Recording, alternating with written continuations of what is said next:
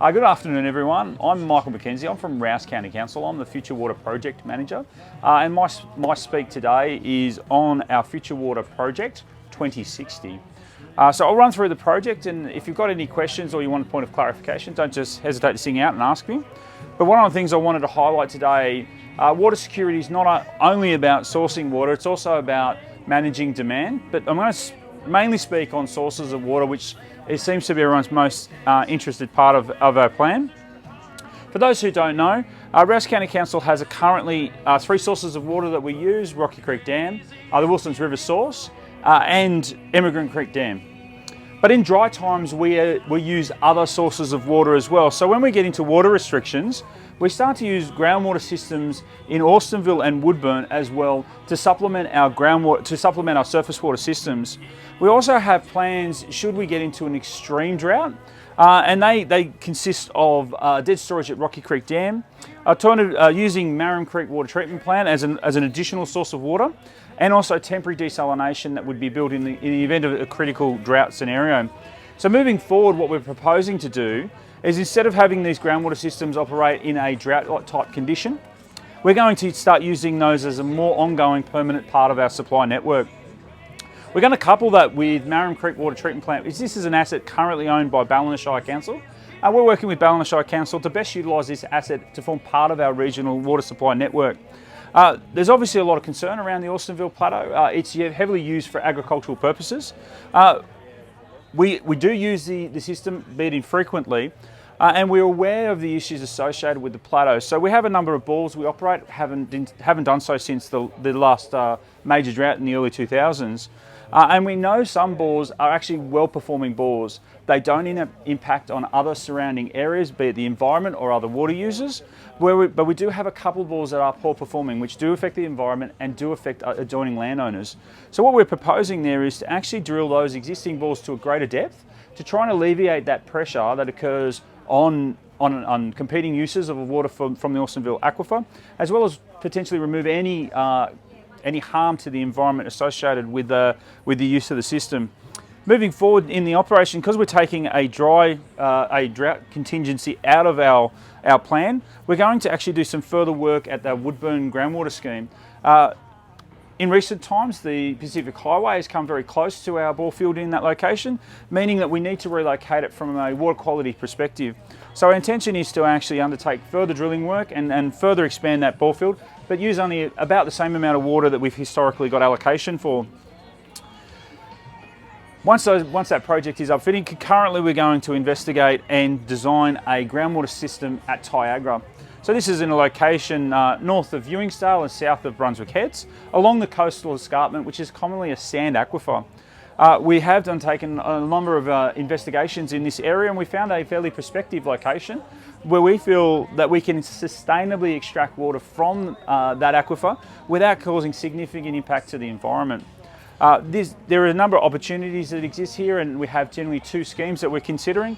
The first scheme is associated with supplying only the communities of Brunswick and Ocean Shores.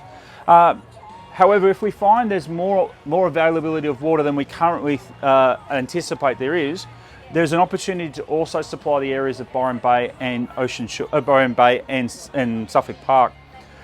With those 2 schemes, we think we're going to secure the region's water supply for the next 20 years. And then we have a number of options that we consider of equal value. At the moment, we're proposing to run concurrent investigations to actually determine which of these options is the most prospective for our future water needs. This more likely will be operated post 2040, but they come up with a number of options. So the first is actually extending our groundwater network. Our groundwater network, they potentially could either run Tyagra Scheme 2, we could expand Woodburn and potentially source more water, or another location northwest of Lennox Head in the Newrybar Swamp area is also another area that could be prospective. Unfortunately, that location has poor water quality, meaning the treatment costs associated with that might be significant.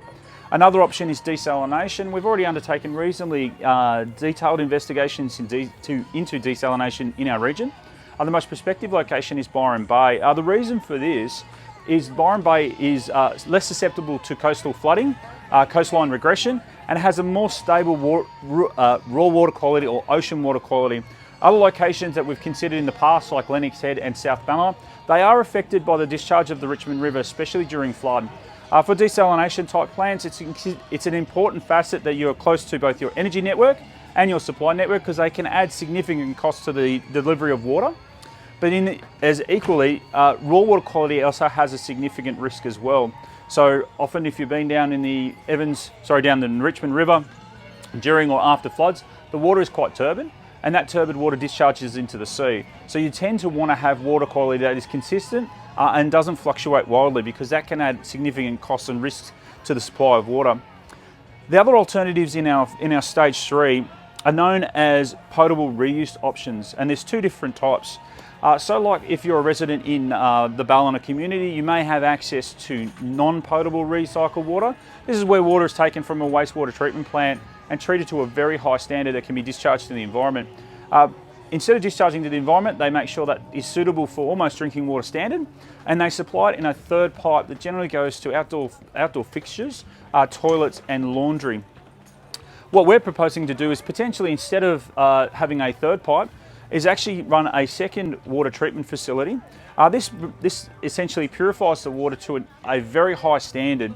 Then that is possible to actually return to one of our sources for further retreatment or storage and use at a later date. So one of the options that we have is this notion as indirect potable reuse. So it's taking wastewater, which is fit for discharge to the environment, treating it to almost a purified state, and returning it back to the environment, allowing natural processes like UV disinfection, a bit of natural processes occur in the environment, and then being further collected back at our existing water treatment plants.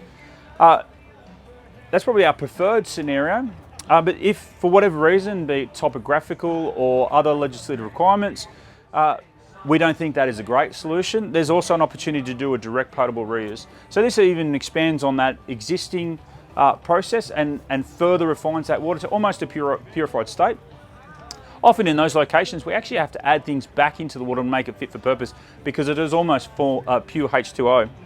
That then is discharged back into service reservoirs in and around amongst our community. These are options that we're likely to consider post 2040, but we think it's important that we start undertaking concurrent investigations and do a number of things to make sure that these are options that the community can consider. One of the most notable is we're proposing to actually build and construct and operate a pilot purified recycled water treatment plant. That purified recycled treatment plant could be open to the community to come along and have a look at the technology that is used, and also ask questions of our operators and of the standards that are required to actually treat that water to a purified standard before such time as we either put into the environment or send it into a supply system. And that way we have a proof and verification process that the technology is fit for purpose and can provide purified water to our community. That's generally our plan. I thought I'd run through the elements that we're proposing, which is out on consultation at the moment and closes next week on Friday the 28th of May, before I allow some people to ask some questions about what we're proposing. Why does it take so long for ROUS to do anything?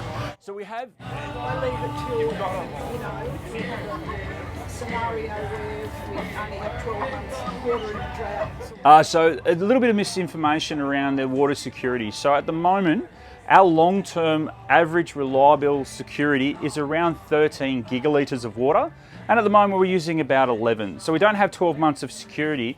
What generally is being confused is Rocky Creek Dam is a very small surface water system.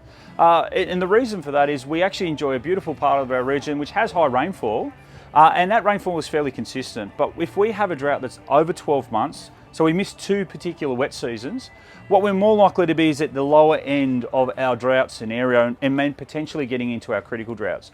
So as a competent water utility, we have contingency plans, including opportunities to source alternative opportunities for water to make sure that we can survive not only a severe drought, but a drought that is conceivably the worst on record. So that in that sense, we do have a need to start planning for the future. Growth in our area, we believe that we're going to increase the demand for water by about 30%. And at the same time, with a variation in climate, we think our surface water systems are more susceptible and our long-term reliability will probably reduce by 20%.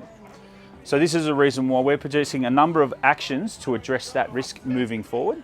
But we think at the moment we don't have an impending water shortage. That's not correct information. What we do is, if there is no action and we don't take the necessary steps, what's more likely to happen is we're more likely to go into drought conditions, and the duration of those conditions will be ever increasing in severity. So at the moment, we're not suggesting that we'll run out of water in 12 months. What we're suggesting is we need to plan for the future. We need to plan for the growth that's going to occur in our region. And we also have to recognise that our existing system is also susceptible to the effects of climate change.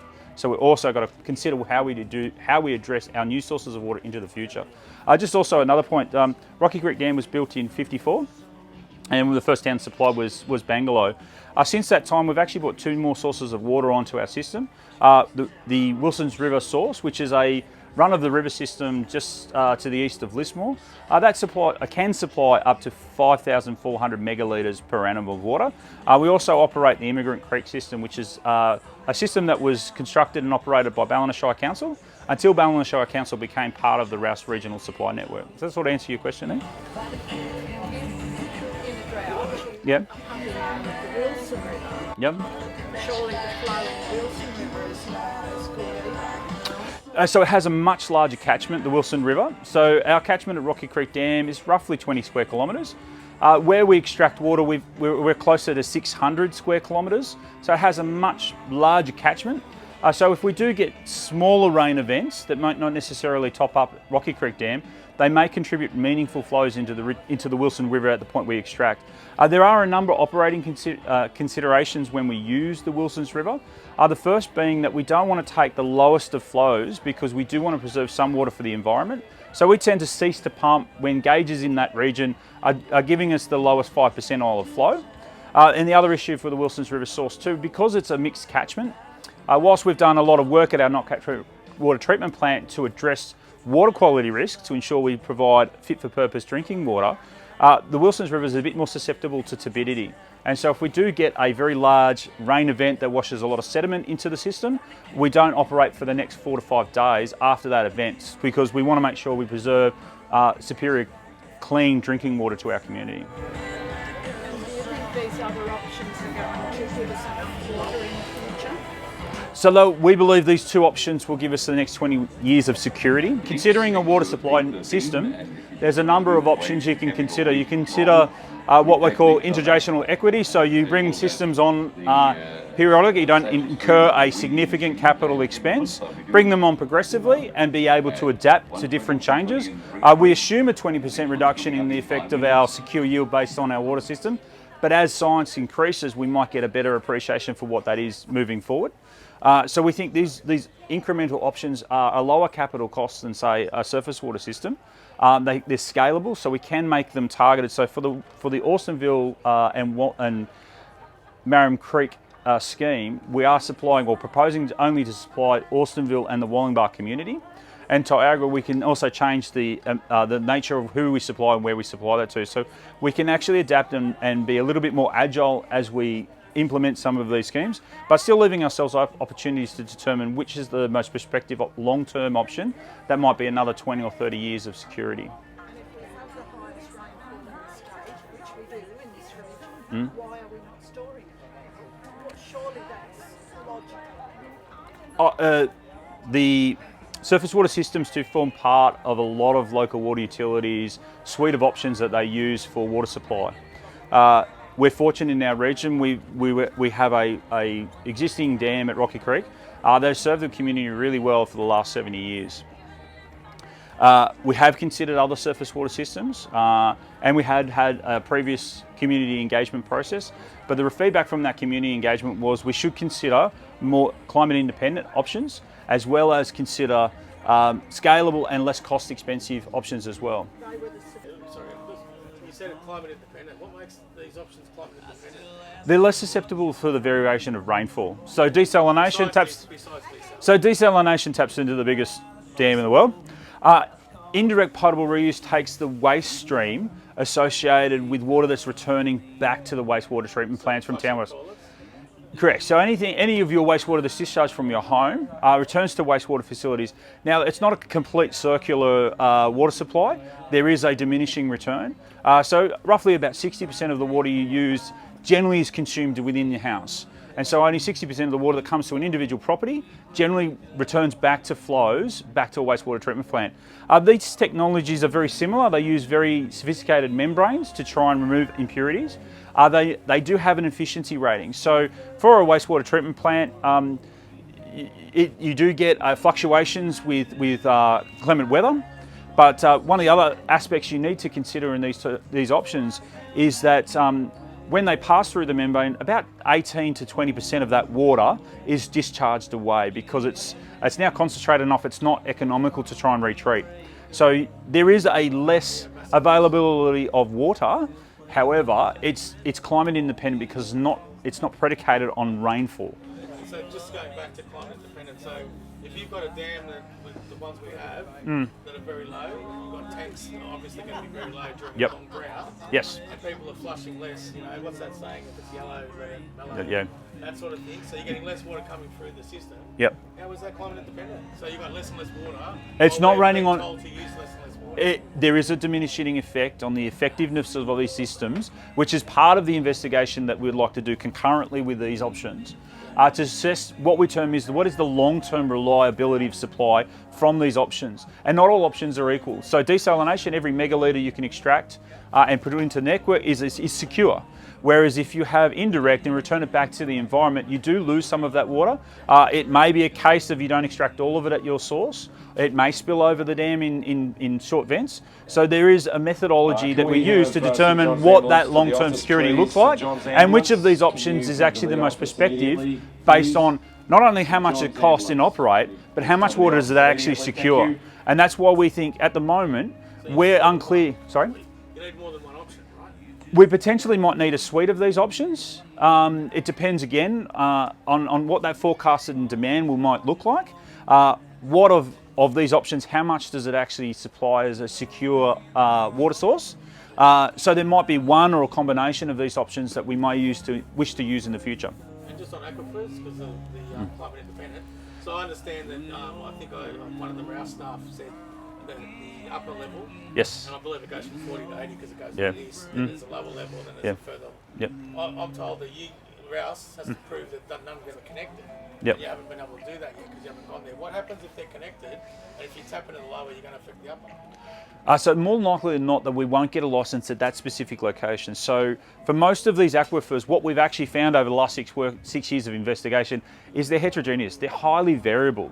So we know in certain areas of Alstonville, we can safely operate a groundwater bore that doesn't impact the environment and doesn't impact other adjoining landowners or users of water. But we know in some locations that is not the case. And what we're proposing to do is, this is in the Alstonville Plateau itself. So we have bores closer to the east, which perform well and don't impact on others. And we have bores further to the west, which they do. So what we're proposing to do is drill to a deeper depth. And what we found in our investigation is we believe we found a large confining rock mass that indicates to us, based on all the available information we have at the moment, that that upper part of the aquifer is not connected to its lower part. No, and there's... I want to go with the information you have at the moment. So now we're down because we took the Dunoon Dam off the table, and you're heavily promoting this current preferred water plant without the Dunoon Dam, or Correct. a dam. What happens if two at least fall over and you need two options? So again, in water supply planning, these plans evolve. They're not set and forget. So as we remove some uncertainty around the options that we're considering, if in event we lose an option, or For another one, maybe another dam, or potentially, That's all I want to hear. or potentially we look at a different source of groundwater systems. So the council has made a decision not to pursue the Dunoon Dam investigation further. So we're devising a plan that takes in that consideration. Going back to when we did have the Dunoon Dam on the agenda. Yeah. In September, you did the virtual. Landscape, yes. That was excellent because there was one graph in there that really showed what the Dunoon Dam would do for us. Yeah. And that was the one where in 5 years' time, or 10 years' time when it was built, the graph went up there and stayed above the population. rate. Yes. That was excellent. That was excellent graph. Yeah. So one of the advantages of a surface water system is that it does provide an excess secure yield. But again, that goes back to intergenerational equity. the current community is more likely to pay for a very expensive dam option, but it does provide security of supply for an extended period of time. There's many things and many metrics you can use in assessing how you think what is your best preferred option moving forward. I think one aspect with the Dunoon Dam, which what the council has considered, is the feedback they've received, they're still concerned or specifically concerned about cultural heritage and ecological impacts. And so, at this point in time, they've decided not to invest in any further investigations to remove some uncertainty around what some options may be to try and address or alleviate some of those impacts. And I have to be quite honest, not all impacts can be ameliorated. But what we said is, what the council have requested us to do is go out and have a look at what options we can secure and move progressively with smaller capital projects that can be scalable and implemented when the need requires. And that's the difference between a dam scenario where you invest heavily in a dam, get that security for a long longevity of time. These options come on when you need them to. So you can defer costs that way as well. I just find that impossible to believe that you can do that. Yeah. Very on time. So these schemes still take a significant amount of investment and time to deliver. But groundwater systems have been used quite successfully in Australia. Tomago Sandflats in Newcastle is a system that's been operated by Hunter Water for many, many years. They're investigating further whether there's more opportunity to extract in that location. They don't get 1.5 metres of rain each year. They not quite as much as that, but they probably get in the vicinity of about 1.2. I suppose the advantages of the Tomago Sandflats, and probably dissimilar to our area, it's quite a large expansive of sand in one confined location. It's quite a large resource. The water is quite fresh. It doesn't have the fluctuations and variabilities that we see in some of our aquifers. It adds complication to the design and development of these schemes, but it doesn't mean they're insurmountable. So I got one question over here. Sorry, Hugh. I think about it, I'll come back to you. Oh, sorry. What's ROUS' position about developers having to provide water within their housing developments? So we don't. So ROUS can. Yeah. Yeah. So there's sort of two elements there. The first is that ROUS County Council is not a planning authority. So we work closely with the constituent councils on their planning strategies, and we make sure our plans fit their plans. So we very much work on a collaborative basis. No, so we have no planning restraints, no planning authority whatsoever. We're a service provider to the constituent council. So what their strategies look like, we try and match our strategies to deliver their plans. So that's our intended purpose. It's more that, so the way we determine our forecast need for water, as we approach the constituent council, ask for their urban planning strategies, we have a look at those strategies, we'll discuss when they think they're likely to occur and the density in which they are likely to happen. So that has an effect on housing density. We then plan out what that looks like for the next 30 to 40 years. We take what the existing information from current household users, from the diversity of users that we have, so small unit type developments, basics homes, pre-existing homes, and make some assumptions around improvements on demand management, and then we project those demands out into the future, and that forms one part of the equation of securing the water supply. One part is making sure you have a reliable supply of water, and the other part is ensuring you understand what the demand will be, and there's other triggers we can pull like demand management as well. So in essence, if you're asking about should developments have their own decentralised system of water supply, there are legislative frameworks that do exist that do allow that to occur. It's namely called the Wicker Act. And they tend to be fairly expensive and quite bespoke. So there are some that exist in New South Wales, but not typically in non-metropolitan areas. We have considered, as part of options that in our future water plan, stormwater harvesting or other alternatives such as that. But for our reason, for our topographical area, and the treatment requirements very similar need to indirect potable reuse, we've discounted those as options that we wish to progress into the future. So Mr. Robbie. So the aquifers up on Austinville Plateau, I understand there's no limits on anyone taking water out of there, and whoever's got the biggest pump can suck the most water. No, there is. So, Water New South Wales.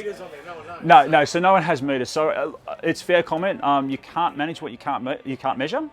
And so one of the issues for the regulator, which is New South Wales Water and NRA, they find it difficult to understand what is occurring at any one time because those who access out of the aquifer at the moment are not required to meet it. Our local water utilities, because we're a large user of water, we do have to have our system metered, so they know exactly when we take water. In the next, so 2023 or the end of 2023, any any aquifer user on the Austinville plateau will be required to have a meter installed. What it will do is remove some assumptions about how much water is currently being used out of the aquifer at the moment, because there's an uncertainty.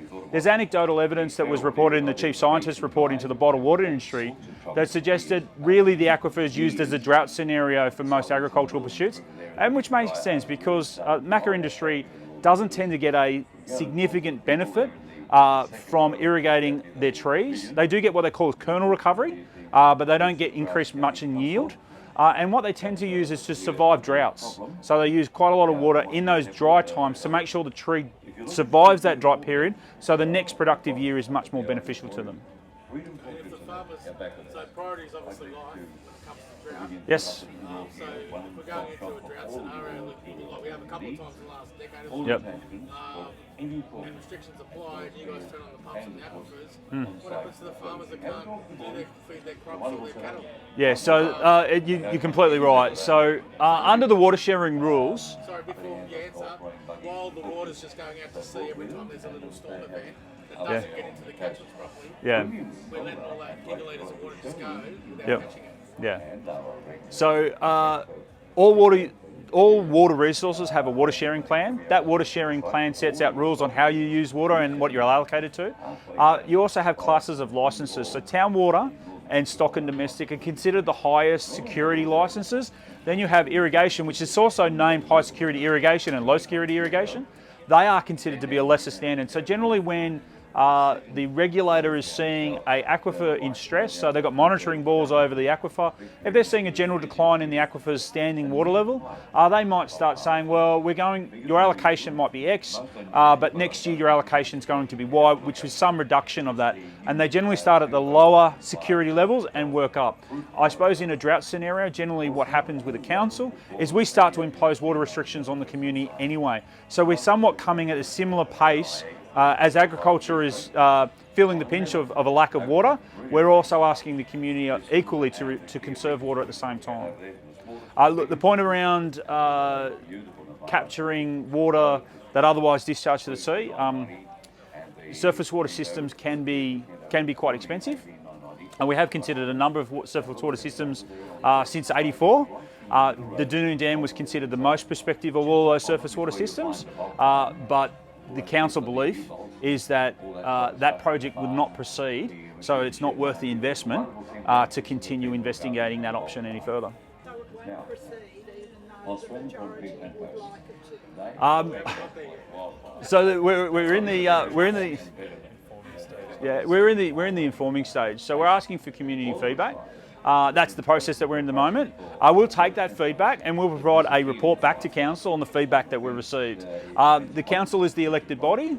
They're tasked with balancing out cost, environmental impacts, communities' aspirations, and making a decision in which way they would like to proceed. My comment would be that's what they've probably done in December, is they've looked at the feedback they've received. That's the feedback they've got. They've considered the risks around securing water. They've had a look at what options and alternatives maybe exist, and they've decided that they don't think the Dunoon Dam is the option that they would like to pursue.